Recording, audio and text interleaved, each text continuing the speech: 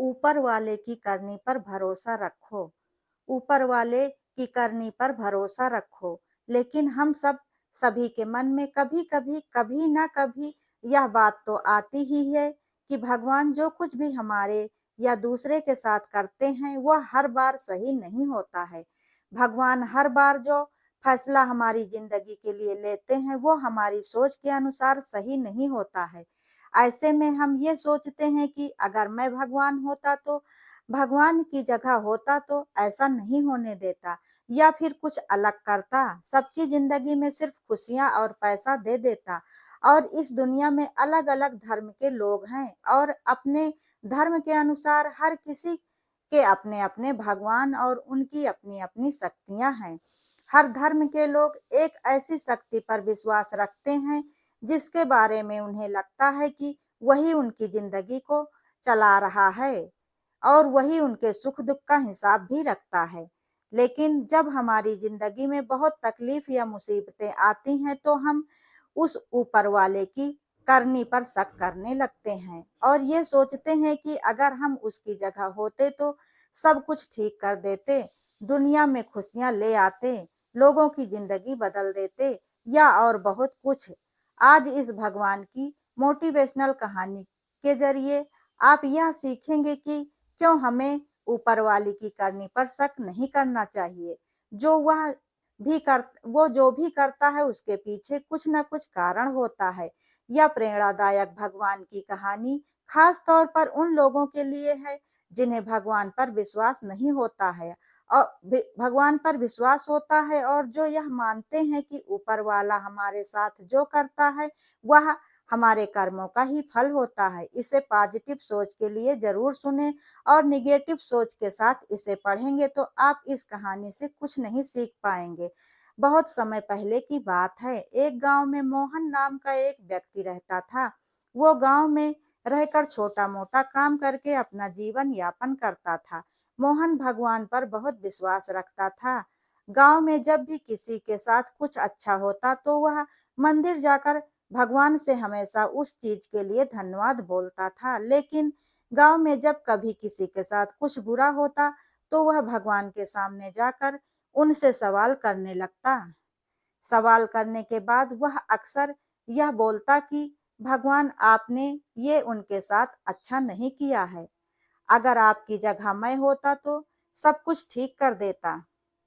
मोहन के सवाल करने की इस आदत से तंग आकर एक दिन भगवान उसके सामने प्रकट हो गए। उन्हें देखकर मोहन आश्चर्य से भर गया। भगवान बोले, मोहन, तुम हमेशा किसी का बुरा होने पर मेरे पास आकर मुझसे सवाल करने लगते हो और यह सोचते हो कि अगर तुम मेरी जगह होते तो सब कुछ सही होता। जैसा तुम सोचते हो यह सब उतना आसान नहीं है। मुझे हर किसी के लिए सही व्यवस्था करनी पड़ती है। एक जगह पर खड़े रहकर धैर्य से लोगों की प्रार्थनाएं, सुख दुख, गुस्सा या सब कुछ सुनना और किसे क्या देना है या किससे क्या लेना है, ये सब तय करना आसान नहीं होता है। मोहन बोला, प्रभु, आपका काम तो आसान ही है। आपकी तरह मैं भी दिन भर धैर्य के साथ एक जगह पर खड़े रहकर यह सब कार्य कर सकता हूँ। मोहन की बात सुनकर भगवान बोले, ठीक है, अगर तुम्हें लगता है कि तुम यह सब कर पाओगे तो आज पूरे दिन मेरी जगह पर खड़े रहकर तुम मेरी जिंदगी जियोगे। लेकिन एक बात का ध्यान रखना, मंदिर में हर कोई अपनी इच्छा के अनुसार कुछ न कुछ मांगेगा, कुछ अच्छा बोलेगा तो कुछ बुरा बोलेंगे। तुम्हें बस उनकी बातें सुनाई देंगी और धैर्य के साथ अपनी जगह पर चुपचाप खड़े रहना और अपनी तरफ से कुछ नहीं करना है। थोड़ी देर बाद गांव का एक धनी व्यक्ति मंदिर में आया और भगवान से बोला, प्रभु, मैं अपना कारोबार दूसरे गांव में भी करने जा रहा हूँ। आप मुझ पर अपना आशीर्वाद बनाए रखना। प्रार्थना पूरी करने के बाद जब वह धनी व्यक्ति भगवान के पैर छूने के लिए नीचे झुका तो उसकी जेब से पैसों की एक गड्डी गिर गई। उसने उस पर ध्यान नहीं दिया और चला गया। भगवान की जगह पर खड़ा मोहन यह सब देखकर सोच रहा था। उसने सोचा कि उसे पैसे गिरने की बात बता देनी चाहिए, लेकिन शर्त के अनुसार उसने ऐसा करना उचित नहीं समझा। उसके जाने के तुरंत बाद मंदिर में एक गरीब व्यक्ति आया और उसने भगवान से कहा, प्रभु, गरीबी के कारण मेरे परिवार को 2 वक्त की रोटी मिलना भी बहुत मुश्किल हो गया है और ऐसे में मेरी माँ भी बीमार हो गई है। उसके इलाज के लिए भी कुछ पैसे मेरे पास नहीं हैं। प्रभु, मेरी मदद करिए। ऐसा कहकर जब वह गरीब व्यक्ति भगवान के चरण छूने लगा तो उसकी नजर उन गिरे हुए पैसों पर पड़ी और भगवान का आशीर्वाद समझकर उसने वो रख लिए। मोहन इस बार कुछ नहीं बोला, इस बार भी कुछ नहीं बोला। उस गरीब व्यक्ति को वो पैसे ले जाने दिए। थोड़ी देर बाद मंदिर में एक व्यापारी आया जो कि समुद्र के रास्ते अपना व्यापार किया करता था। भगवान के पास आकर बोला, प्रभु, व्यापार की वजह से मैं 1 महीने के लिए समुद्र यात्रा पर जा रहा हूँ। मेरी गैर हाजिरी में आप मेरे परिवार का ध्यान रखना और मेरी यात्रा को भी सुरक्षित बनाना। वह व्यापारी जैसे ही प्रार्थना पूरी करके मंदिर से निकलने लगा, इतने में वह धनी व्यक्ति पुलिस लेकर मंदिर में आ गया और उस व्यापारी की तरफ इशारा करते हुए बोला, मेरे बाद इस मंदिर में यही आया है और मेरे पैसों की गड्डी इसे ही मिली होगी। आप इससे पूछताछ करिए। उस व्यापारी ने पुलिस को काफी समझाया कि वह पैसे उसके पास नहीं हैं, लेकिन पुलिस ने उसकी एक न सुनी और उसे पकड़कर ले जाने लगे।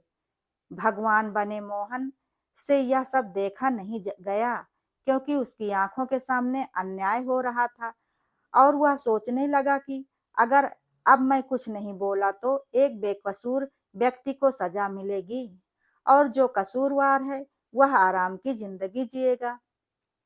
ऐसा सोचकर मोहन बोल पड़ा और उसने सारी बात बता दी। पुलिस उस गरीब व्यक्ति के पास गई और उससे पैसे लेकर उस धनी सेठ को दे दिए और व्यापारी को छोड़ दिया और वह समुद्र की यात्रा पे निकल गया।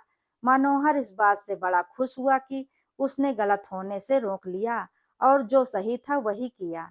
लेकिन इस सब में उसने अपनी शर्त तोड़ दिया और भगवान फिर से वहां आ गए। भगवान को सामने देखकर मोहन ने गर्व के साथ उन्हें सब कुछ बताया। मोहन की बात सुनकर भगवान बोले, आज तुमने अपनी चुप्पी तोड़कर मेरी सारी योजना को बर्बाद कर दिया। तुम्हें नहीं पता उस धनी व्यक्ति ने गलत कर्मों से बहुत सा धन कमाया है। यदि उसमें से थोड़ा सा धन उस गरीब की मदद में लग जाता तो उस धनी व्यक्ति के पाप थोड़े कम हो जाते।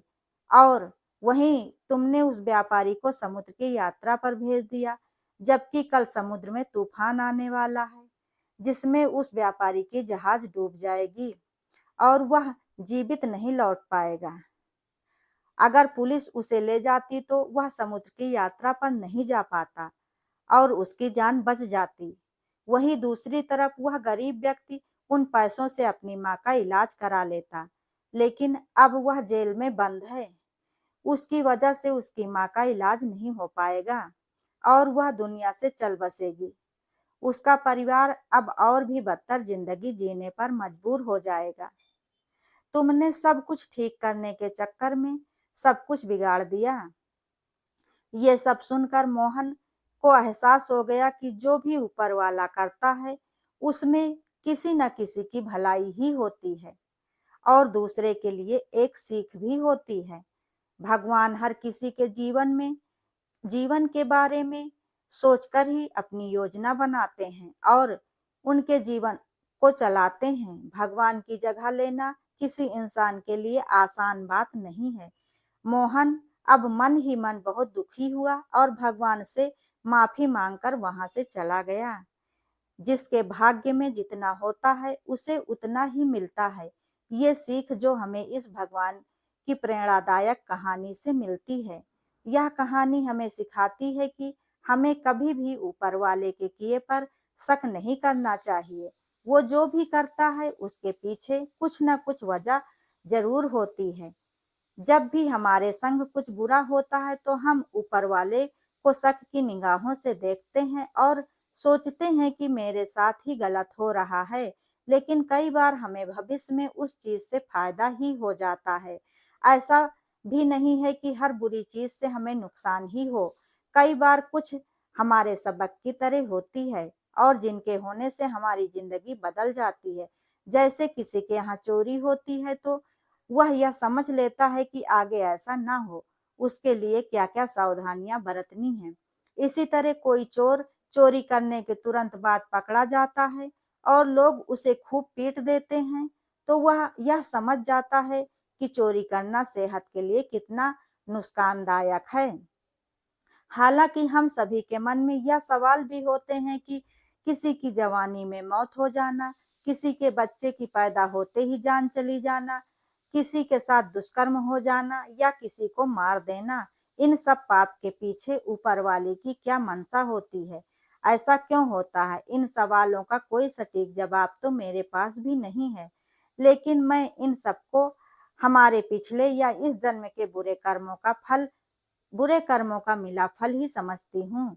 इसके अलावा मृत्यु तो एक सत्य है जिसे हम सभी जानते हैं, जो आया है वो तो जाएगा ही, फिर चाहे पहले या बाद में। दोस्तों, अगर आप लोगों को यह प्रेरणादायक कहानी पसंद आई हो तो वीडियो को लाइक, शेयर, कमेंट जरूर करें और ऐसी ही ज्ञानवर्धक और धार्मिक जानकारियों एवं कथा कहानियों के लिए चैनल को सब्सक्राइब करें। वीडियो अंत तक देखने के लिए धन्यवाद।